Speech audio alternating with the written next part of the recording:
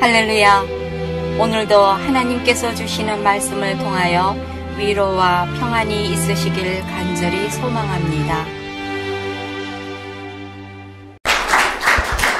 예, 반갑습니다. 방석형 목사고요. 하여튼 서 목사님이 계신 곳이라 마음이 늘 따뜻합니다. 그리고 목사님이 워낙에 또 저한테는 은혜를 많이 주신 분이라, 예, 아마 그렇지 않았으면 평생 일을 갈면서 지금도 싱글로 혼자 있었을 텐데, 어쨌든 너무 그 평생의 그런 그 은혜를 잊지 않고 제가 갚으려고 양복은 안 사드렸는데, 예, 제가 예전에 아틀란타 계실 때도 항상 생일 때 되면은 케이크를 갖다가 제가 아틀란타로 주문을 해가지고, 예, 픽업해서 드시도록 했는데, 그거 가지고는 안 되겠죠, 목사님? 예, 어쨌든 오늘 여러분들 만나면서 반갑고요. 오늘 말씀을 같이 나누는데 여러분들 은혜를 받으셨으면 좋겠습니다. 예, 잠깐 기도하겠습니다. 사랑의 하나님 아버지, 참으로 감사합니다. 주님의 귀한 성전에 모여서 이렇게 하나님의 말씀을 또 들으며 또 깊이 묵상할 수 있는 은혜와 시간을 허락하여 주시니 감사합니다. 이곳에 모인 많은 사람들, 하나님의 말씀을 들을 때 하나님 그저 한 귀로 듣고 한 귀로 흘리는 것이 아니라 마음판에 새겨서 참으로 그들의 삶의 원동력이 될 수 있도록 도와주시고, 하나님의 말씀을 정말 따라서 살 수 있는 귀한 주의 백성들 될 수 있도록 이 시간 축복하여 주시옵소서. 하나님께서 함께해 주실 줄 믿사오며 예수님 이름으로 기도드립니다. 오늘 주의 길을 예비하라고 하는 그런 제목으로 이사야서 40장 1절에서 5절의 말씀을 제가 갖고 오늘 말씀을 전하는데, 이사야서는 여러분들이 잘 아시다시피 전체 66장으로 이렇게 되어 있는데, 그게 참 묘하게도 신구약 성경을 합친 그런 숫자와 똑같습니다. 신구약 성경이 66권이죠. 예. 1장에서 39장까지는 구약의 39권하고 비슷하게 죄에 대한 심판을 이야기를 하고 있고, 40장에서 66장까지는 27권으로 이루어진 신약과 유사하게 메시아 구원에 대한 그런 소망이 묘사되어 있습니다. 이처럼 이사야서는 성경 전체에 축소판적인 그런 성격을 가진다고 볼 수가 있습니다. 예수님께서는 이 세상에 예언대로 이 세상에 오셨습니다. 그리고 이제 다시 한번 예수님께서 세상에 오실 것을 준비하라는 뜻으로 이 말씀이 오늘 의미를 가지고 있는 줄 압니다. 우리는 오늘 이 본문을 통해서 과연 어떻게 하는 것이 주님을 제대로 맞이할 준비를 하는 것인가를 한번 생각해 보고자 합니다. 오늘 본문 1절로 5절까지 중에서 특별히 3절과 4절을 중심으로 해서 생각해 보도록 하겠습니다. 3, 4절에 보면 이렇게 말씀하고 있습니다. 외치는 자의 소리여 이르되 너희는 광야에서 여호와의 길을 예비하라. 사막에서 우리 하나님의 대로를 평탄하게 하라. 골짜기마다 도두어지며 산마다 언덕마다 낮아지며 고르지 아니한 곳이 평탄하게 되며 험한 곳이 평지가 될 것이요. 이 말씀은 주님이 다시 오시기를 바라며 살아가는 우리 모든 크리스찬들에게 큰 경고의 말씀으로 다가옵니다. 주님의 오심을 바라는 우리의 삶 속에서 개개인의 모습으로 또는 교회의 전체적인 모습으로 어떠한 준비를 해야 하는지 오늘 이사야 선지자의 말을 통해서 한번 살펴보도록 하겠습니다. 첫 번째로 오늘 말씀은 모든 골짜기를 메우라고 하십니다. 이 세상을 사는 우리 마음에는 참으로 많은 골짜기들이 있습니다. 여기서 골짜기는 갈라놓는 분열을 말합니다. 그것 때문에 서로 건너갈 수도 없고 갈라서게 만드는 골짜기입니다. 우리 사람들의 마음속에는 나를 다른 사람으로부터 갈라놓으려는 그러한 골짜기들을 참으로 많이 갖고 있습니다. 내가 가지고 있는 것들, 내가 가지고 있는 학식, 재물, 또 자동차, 집, 하여튼 모든 내가 갖고 있는 것들을 가지고 다른 사람과 구별 지으려고 하는 그런 마음들이 우리 마음 가운데 무의식 중에라도 있는 것들을 우리가 발견하게 됩니다. 목사와 성도가 서로 마음이 갈라지고 성도와 성도끼리 골짜기를 파놓고 지내는 그 마음 속에는 그러한 골짜기가 있기 때문입니다. 여러분들 한 주간을 살아가는 우리들의 모습을 한번 살펴보시기 바랍니다. 우리의 이웃들, 우리의 형제 자매들, 그리고 직장 동료들, 아주 가까이는 내 남편과 내 아내, 그리고 내 자녀들, 여러분들 그 사람들과의 관계가 틀어질 때가 참으로 많지 않습니까? 혹시 오늘 이 아침에도 예배에 나오시면서 차 안에서 서로 부부가 말다툼을 한다든지 서로 안 좋은 말을 해가지고 마음에 상처를 받았다든지 그런 일은 없으십니까? 너무나도 많은 일들이 우리의 삶 가운데 일어납니다. 마음속에 이렇게 관계가 틀어졌음에도 불구하고 틀어진 관계 회복을 하지 않으면 물론이고 마음속에 찔림이 있는데도 불구하고 그 자리에서 회개하지 않고 담담히 주일 예배를 드리러 오는 우리의 모습 속에서 과연 세상을 변화시킬 하나님의 생명의 힘이 과연 나올 수 있을지 우리 스스로에게 반문해 봐야 될 것 같습니다. 보통 한국의 그리스도인들은 주일 낮 예배, 그리고 저녁 예배 또는 찬양 예배, 수요 예배, 수요 기도회, 매일 새벽 예배 아니면 새벽 기도회, 구역 예배와 금요 철야 또는 심야 예배, 심야 기도회를 드립니다. 참으로 많은 예배를 드립니다. 그렇다면 평균적으로 한국 교회의 크리스찬들은 한 주일에 최소 3회, 1년에 156회, 10년이면 1560회, 그리고 인생을 70이라고 할 때 무려 1920회의 예배를 드린다는 결론이 나옵니다. 얼마나 많은 예배의 숫자입니까? 그런데 막상 우리가 하나님의 말씀을 찾아볼 때 충격적인 사실은 하나님께서는 때때로 우리의 예배를 기뻐 받으시지 않는다는 그런 말씀이 있다는 사실입니다. 심지어 구약 성경에서는 하나님께서 하나님의 백성들이 드리는 예배를 증오하신다는 그런 말씀까지도 하고 있습니다.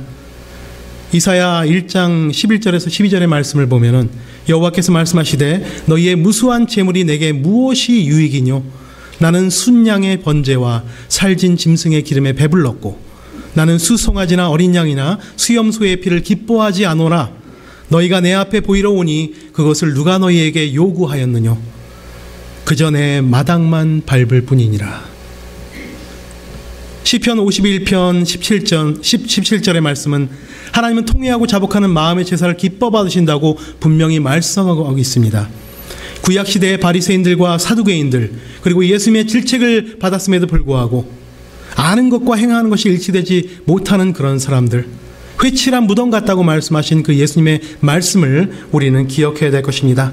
우리의 심령은 회칠한 무덤과 같아지고 진정한 평안과 진정한 예수 그리스도의 복음이 우리 가운데 있는가 하는 것입니다.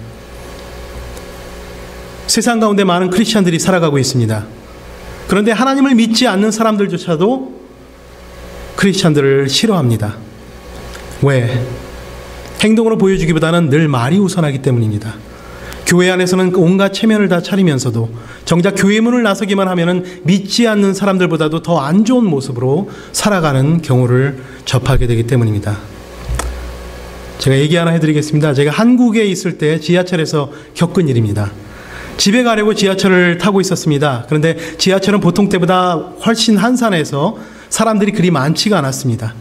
다음 역에서 지하철이 딱 서고 지하철 문이 열리자마자 몇몇 아주머니들이 우르르 제일 먼저 뛰어들어옵니다. 한 아주머니께서 거의 몸을 날리다시피 하시면서 자기 자리를 잡고는 큰 소리로 이렇게 외칩니다. 김지사님, 여기에요, 여기. 내가 자리 맡아놨어요. 이리로 오세요. 자신의 가방과 성경 찬송가를 이용해서 옆자리들을 타다닥 맡아놓습니다. 같이 온 일행들은 아마도 어느 교회의 여전도 회원들인가 봅니다. 모두 다 자리를 차지하고 한 분만이 서 있습니다. 이미 자리를 차지한 다른 분들은 빨리 끼어 앉으라고 성화입니다. 이미 자리는 꽉 차여서 앉기가 불가능해 보였지만 이분 역시 엉덩이를 들이밀며 끼어 앉습니다. 그러자 같은 의자에 앉아있던 한 여학생이 일어나서 다른 칸으로 기분이 나쁜 듯이 갑니다. 모두들 이구동성으로 이렇게 이야기합니다. 거 봐요, 자리가 이렇게 나잖아. 그 여전도 회원들은 아무렇지도 않은 듯이 서로 침을 튀겨가며 이렇게 이야기를 나눕니다. 다른 사람들의 시선은 아랑곳 없이 말입니다. 사랑은 말로 하는 것이 아닙니다. 행동으로 사랑을 실천할 때만이 비로소 그 사랑의 가치는 나타나게 됩니다. 행동으로 사랑을 실천하는 것이야말로 진정 십자가를 지고 가는 것이라고 할 수 있습니다. 많은 크리스찬들이 십자가를 지고 한다는 말을 참으로 많이 합니다. 이게 내 십자가야, 내 남편이 십자가야, 내 아이가 십자가야. 많은 십자가를 지고 갑니다. 그런데 과연 십자가를 지고 간다는 것이 어떤 의미입니까? 십자가를 진다는 것은 자기를 부인하는 것입니다. 예수님께서 우리에게 우리가 십자가를 진다는 것은 자기를 부인한 일이 없이는 이루어질 수 없는 것임을 분명히 우리에게 말씀해 주셨습니다. 아무든지 나를 따라오려거든 자기를 부인하고 자기 십자가를 지고 나를 쫓을 것이니라. 예수님께서는 이렇게 말씀을 시작하셨습니다. 하나님께서 우리에게 주신 십자가를 지기 위해서 앞서야 할 것은 바로 자기 자신을 부인하는 일이라는 말씀입니다. 그렇다면 자기를 부인하는 일이란 무엇일까요?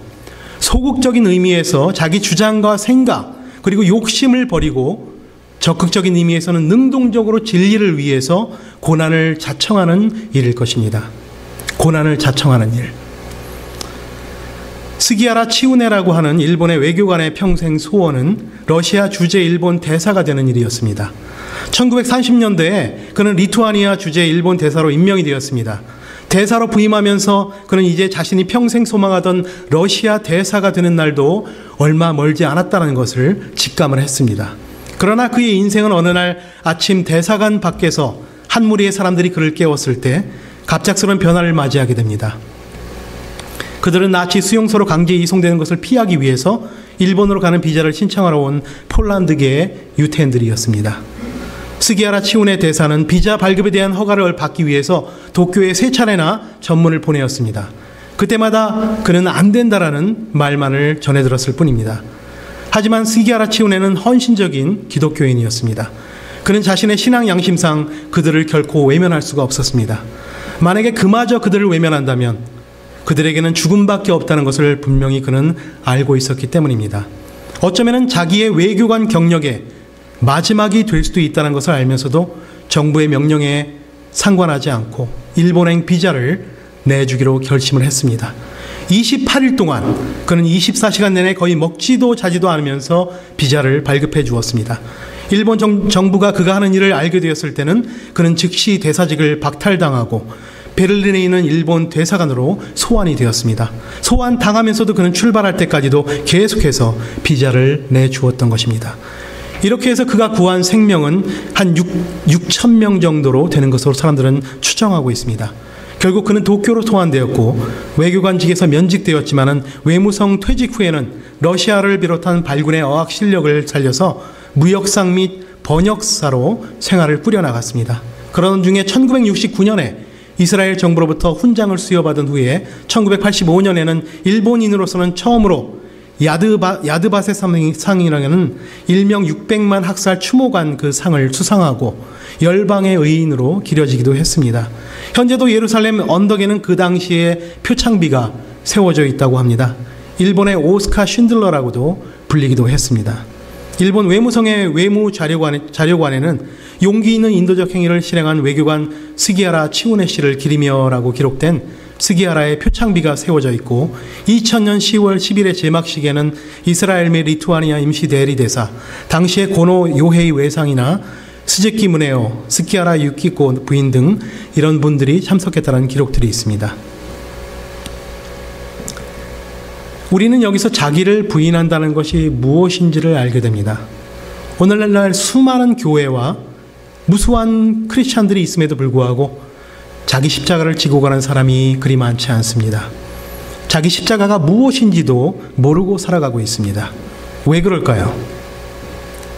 예배가 많아지고 믿는 자들은 많아진다고 하는데 오히려 세상은 변화되지 않고 더더욱 악해져만 가고 있습니다. 주님의 이름을 부르며 능력을 구하지만 초대 교회에 일어났던 그 능력의 역사들이 사라져버린 지 참으로 오랜 옛날이 되어버렸습니다. 교회마다 예배 속에 축제는 있는데 회개의 역사는 사라져버린 지 오래입니다. 찬양과 기도를 드리는데도 정말 감동의 눈물과 감사의 눈물과 그 정말 주체할 수 없는 그런 통곡의 눈물이 우리들 눈가에서 사라져버리고 있습니다. 주님의 일은 사람의 힘으로 하는 것이 아닙니다. 하나님의 일은 하나님 때 하나님의 방법으로 그리고 하나님의 사람을 통해서 이루어 가십니다. 어떤 사람이 하나님의 사람입니까? 바로 성령 받는 체험을 한 사람이 하나님의 사람인 것입니다. 성령을 받아야 회개의 역사가 일어납니다. 성령을 받아야 주님의 그 마음을 느낄 수 있습니다. 성령을 받아야 여러분들 앞을 바라보고 뒤를 돌아보지 않습니다. 성령을 받아야 내 자신이 없어지기 때문입니다. 성령을 받아야 능력이 생깁니다. 성령을 받으면 예수 그리스도로 믿어져 감사와 찬송과 눈물이 쏟아지고 충성, 봉사, 성령의 열매와 성령의 은사들이 나타나게 되는 것입니다. 예수님의 그 성령 받은 제자들의 삶은 참으로 그 이전과 그 이후 180도 달라진 것을 우리는 볼 수 있습니다. 자신을 위해서가 아니라 자신을 부르신 이를 위해서 그들의 삶을 아낌없이 바쳤던 것을 우리는 알 수 있습니다. 그들의 삶은 고난을 두려워하거나 핍박을 회피해가는 그런 소극적인 삶이 아니었습니다. 오히려 그분을 위해서, 그분의 왕국을 위해서 목숨까지 내어놓는 그러한 헌신과 희생의 삶이었습니다. 오늘도 수많은 사람들이 나름대로 주님의 일을 위해 애쓰고 수고하고 있습니다. 그런데 과연 주님의 그 마음을 느끼면서 일하고 있느냐 하는 것입니다. 나름대로 땀 흘리고 애쓰지만 자세히 보면은 주님의 영광보다는 자신의 이름 석자, 자신의 명예, 그것을 위해 수고하는 사람들을 보게 됩니다. 오순절에 있었던 성령 강림의 역사가 이 시대에 주의 이름을 부르는 자들에게 다시금 강력하게 일어나기를 이 시간 축복합니다. 우리가 어찌할꼬 주님의 심정을 알지 못하고 땀 흘렸던 지난 일들을 회개하며 성령 받기를 기도하는 역사가 오늘 이곳 클리블랜드 중앙 침례교회에서 일어나기를 축복합니다. 저는 클리블랜드 중앙 침례교회가 하나님 앞에 바로 선 교회, 하나님께서 보시기에 살아있는 교회가 되기를 원합니다. 지금 이 시간에 우리 사이에 있는 모든 골짜기를 메꾸기를 축복합니다. 그것이 우리가 살고 우리 교회가 사는 길입니다. 그렇게 하자면 하나님 안에서 우리는 한 자매요, 그리고 형제라는 것을 분명하게 우리는 알아야 할 것입니다. 서로 미움과 불신을 버리고 모든 마음과 마음의 골짜기를 도두어서 거기에 평지를 이룰 때 그곳에 예수님이 오시고 오순절 성령의 뜨거운 역사가 이루어지게 될 줄을 믿습니다. 둘째로 높은 곳을 낮게 해야 한다고 오늘 말씀은 하고 있습니다. 아무리 하나님의 은혜가 폭포수처럼 내린다고 하여도 교만한 마음에는 은혜가 쌓이지 않습니다. 높은 산이란 말은 산처럼 교만한 마음을 의미합니다. 우리 사람들은 하나님께서 만드신 피조물임에도 불구하고 온갖 교만과 이기심으로 마음이 높아져 있습니다. 그래서 높은 곳을 낮게 하라는 말은 우리의 삶 속에서 하나님의 영광을 가리는 크고 작은 봉우리들, 즉 교만의 봉우리들을 낮추라고 하는 말씀인 것입니다. 한 중년 남성이 그 아내가 자신의 청력이 문제가 있다는 것을 인정하지 않고 강하게 부인하는 것 때문에 굉장히 힘들어했습니다. 어느 날 그 남성은 의사에게 찾아가서 어떻게 하면은 아내가 자신의 청력에 문제가 있다는 것을 시인하게 할 수 있는지 조언을 구했습니다. 의사는 간단히 대답했습니다. 오늘 집에 돌아가면 현관문을 열고 오늘 저녁 메뉴가 뭔지 물어보라고 했습니다. 그리고 의사가 말하기를 만약 대답을 하지 않으면 부엌 쪽으로 가까이 가서 다시 한번 오늘 저녁 메뉴가 뭐냐고 물어보라고 했습니다. 만약 그래도 대답이 없으면 그녀에게 아주 가까이 가서 그녀 귀에 대고 여보 오늘 저녁이 뭐야? 라고 속삭이라고 말을 했습니다. 그런 식으로 하면 아내가 분명 자신의 청력에 문제가 있다는 것을 시인하게 될 거라고 얘기를 했습니다. 그래서 그는 기쁜 마음으로, 아주 즐거운 마음으로 집으로 달려가서 현관문을 활짝 열면서 여보 오늘 저녁은 뭐야? 그렇게 물어봤습니다. 아내는 역시 대답이 없었습니다. 너무 기분이 좋았습니다. 그래서 그는 부엌 쪽으로 더 가까이 가서 여보 오늘 저녁이 뭐냐고 물었습니다. 여전히 아무 반응이 없자 부엌 안을 살펴보았습니다. 그의 아내가 아니나 다를까 부엌 주방에 있었습니다. 그래서 그는 도둑 고양이 발걸음으로 그녀에게 다가가서 그녀의 귀에 이렇게 속삭였습니다. 여보 오늘 저녁이 뭐냐고. 그녀는 그에게로 돌아서서 그의 눈을 똑바로 쳐다보며 이렇게 외쳤습니다. 내가 3번이나 말하지 않았어요? 김치찌개라고. 여러분들 누가 듣지 못하는 문제를 가지고 있습니까? 남편입니까? 부인입니까?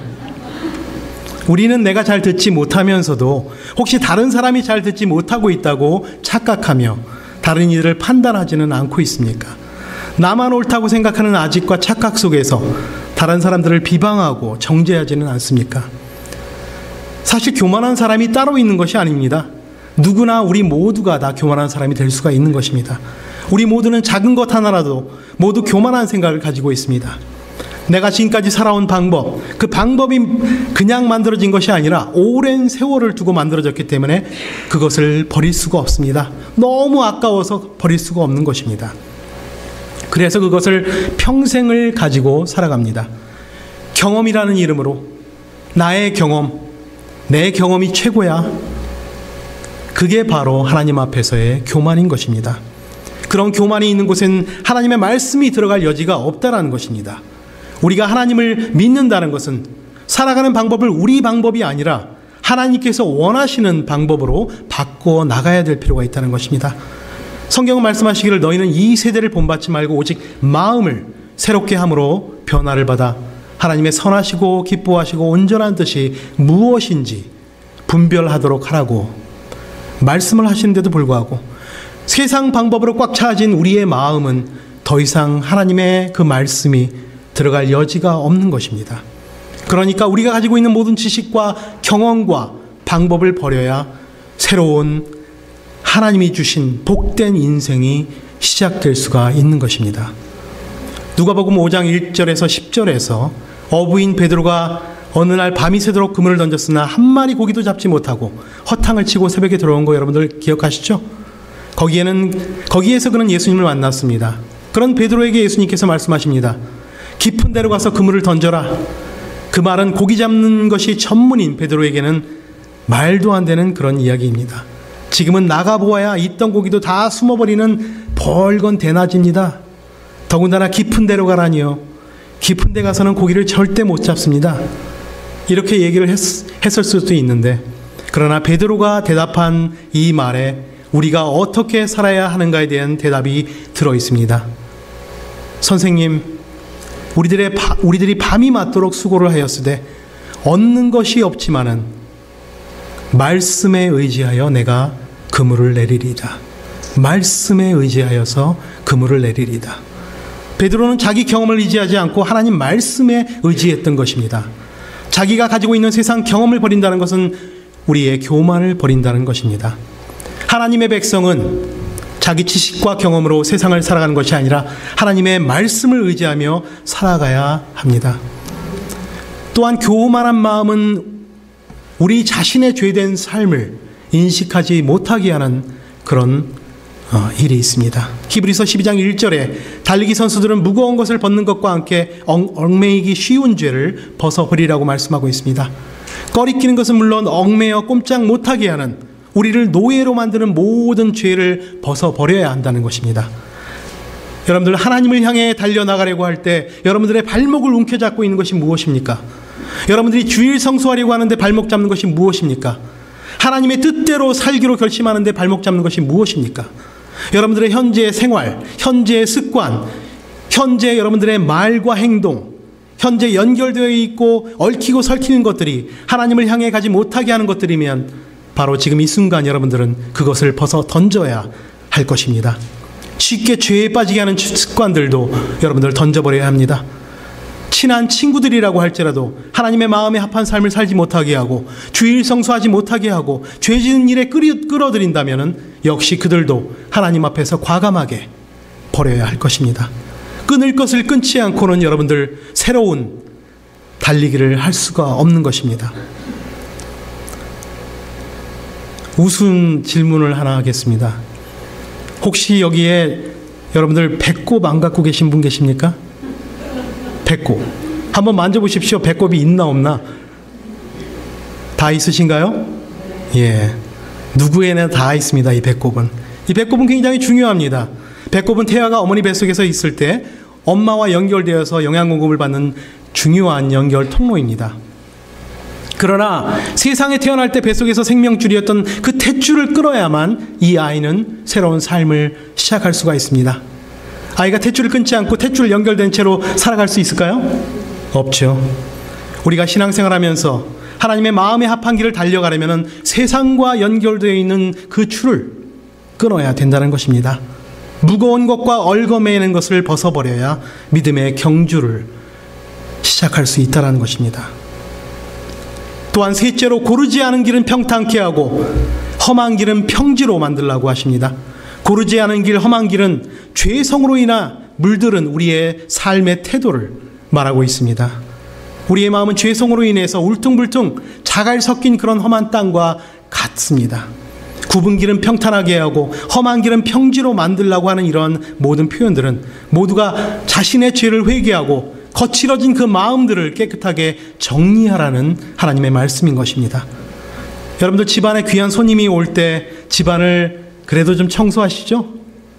그렇습니다. 우리 마음에 예수님을 모셔드리기 위해서는, 예수님이 우리 마음 가운데 계시기 위해서는 우리의 그 거칠은 마음, 죄악으로 가득 찬 마음을 우리는 청소해야 될 필요가 있는 것입니다. 마음이 청결한 자는 저희가 하나님을 볼 것이요, 못된 성품 성질이 그대로 있고 죄악이 그대로 살아있는 우리들의 마음 가운데는 예수 그리스도는 계실 수 없다라는 것을 우리는 분명히 인식해야 될 것입니다. 이상 이사야의 예언을 통해서 다시 오시는 주님을 우리가 어떻게 맞이해야 하는지를 생각해 보았습니다. 그렇다면 믿는 사람들이 함께 모여있는 교회, 이 믿는 자들의 공동체인 교회는 과연 어떻게 주님을 맞을 준비를 해야 될까요? 예수님이 없어도 잘 돌아가는 교회 참으로 많습니다. 더 이상 예수님과 하나님에 대한 관심은 없고 대신 자기들끼리 모여서 인간적인 부와 능력을 자랑하고 이 세상에서 영원히 재미나게 살겠다고 애쓰는 모습은 예수님이 원하는 교회의 모습이 분명 아닐 것입니다. 그런 교회가 되지 않기 위해서 오늘 이사야가 말한 바 주의 길을 예비하라고 하는 그 말씀을 우리는 다시 한번 깊이 생각해 볼 필요가 있습니다. 세상 백성이었다가 하나님의 백성이 된 사람은 교회를 통해서 하나님의 백성으로 살아가는 방법을 새로 배우게 되는 것입니다. 하나님의 백성으로 살아가는 법과 세상 사람으로 살아가는 방법이 분명히 틀리기 때문입니다. 여기서 팝 퀴즈 하나 내겠습니다. 일본, 잘 들으세요. 일본, 영국, 홍콩, 인도, 싱가포르, 호주, 뉴질랜드, 자메이카, 케냐, 우간다의 공통점이 뭔지 아십니까? 이거 맞추시면 아주 제가 오늘 점심 사드리겠습니다. 뭔지 아시겠어요? 바로 자동차 운전석이 오른쪽인 나라들입니다. 이런 나라들에서는 자동차들이 좌측 통행을 하기 때문에 길을 건널 때 고개를 오른쪽으로 돌려서 차가 오는지를 살피지 않고 왼쪽을 살피고 길을 건너면 차에 치여 죽습니다. 그래서 고개를 오른쪽으로 반드시 돌려서 차가 오는가를 살펴보아야만 합니다. 이렇듯 세상 백성이었다가 하나님의 백성이 된 사람들은 교회를 통하여 하나님의 백성으로 살아가는 방법을 배워야 한다는 것입니다. 하나님의 백성이 되면 하나님의 백성으로서 고개 돌리는 법을 새로 배워야 한다는 것입니다. 예전에 내가 하던 식으로 하면 안 됩니다. 내 경험을 의지해서 하면 안 됩니다. 내 지식을 의지해서 하면 안 됩니다. 그렇기 때문에 여러분들은 축복된 사람이라고 저는 얘기할 수 있습니다. 이렇게 좋은 목사님과 이렇게 좋은 교회에서 정말 서로 사랑하면서 하나님의 말씀을 공부하고 배우고 그 안에서 정말 믿음 생활을 하고 있는 것 자체가 얼마나 축복인지 모릅니다. 여러분들 믿으십니까? 네. 교회는 하나님의 백성으로서 살아가는 방법을 배우고 훈련하며 또한 실습해보는 그러한 귀한 곳입니다. 교회 속에서 서로 섬기면서 하나님의 자녀란 그 한 가지만으로 한 마음 한 뜻이 되고 서로 남을 나보다 낮게 여기면서 자신의 교만한 마음, 오만한 마음을 꺾고 교회에서 흘러나오는 말씀의 은혜로서 우리 마음을 정결케 하는 그런 연습을 끊임없이 우리는 해야 될 것입니다. 교회를 통하여 서로를 섬기고 거두는 그러한 훈련들을 계속 해야 한다는 것입니다. 부족한 사람이 있으면 거두어주고 모자란 사람이 있으면 채워주는 것을 세상에서가 아니라 바로 이 교회 안에서 우리는 해볼 수 있기에 교회가 참으로 귀한 곳이라는 것입니다. 오늘 외치는 자의 소리여 이르되 너희는 광야에서 여호와의 길을 예비하라. 사막에서 우리 하나님의 대로를 평탄하게 하라. 골짜기마다 도두어지며 산마다 언덕마다 낮아지며 고르지 아니한 곳이 평탄하게 되며 험한 곳이 평지가 될 것이요 라고 한 기 말씀, 여러분들 우리의 마음을 미리 잘 준비해서 하나님의 길을 예비함으로 부끄러움 없이 주님을 맞이하는 우리 클리블랜드 중앙침례교회의 모든 식구들이 되시기를 예수님의 이름으로 간절히 축복합니다. 기도하시겠습니다.